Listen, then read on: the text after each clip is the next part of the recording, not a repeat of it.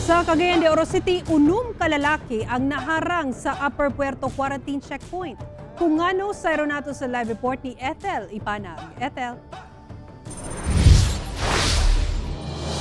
Yes, Sara, nasikop ang 6 ka mga lalaki tungod sa paghupot og iligal nga mga armas. Ingon man iligal nga droga og paraphernalia. Atol sa hiniusang anti-carnapping ug intensified mobile checkpoint operation Domingo sa Kadlawon, 2 ka sakyanan nga nag-convoy ang naharang sa may barangay Upper Puerto, Cagayan de Oro City. Unang naharang ang usa ka van kung asa wala kunoy napakitang saktong dokumento ang driver, dihang gipangitaan sa otoridad. Sa conversation, no, medyo magalaw yung driver natin. Nakitaan natin ng baril, no, nakakabit sa waist niya, which affected his arrest upon asking na kung may papel ba sila o wala. Gilayong nagpahigayon ang grupo og pagrekisa sa 2 ka sakyanan.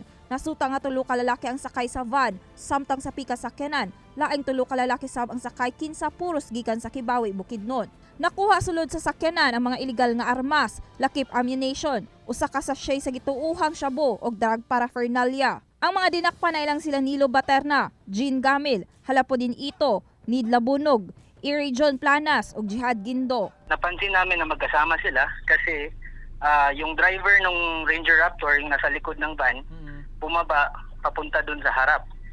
So, nag-communicate sila, nag-usap sila. Di namin alam, actually medyo natakot din kami kasi baka may planong iba. Silang tanan mag-atubang og kasong paglapas sa RA 10591 o Comprehensive Firearms and Ammunition Act, RA 9165 kon Illegal Drugs Act, og RA 4136 kon Land Transportation and Traffic Rules in relation to the new anti-carnapping law.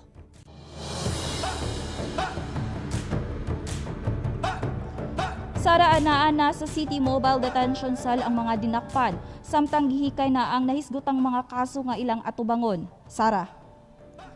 Okay, daghang salamat, Ethel Ipanag.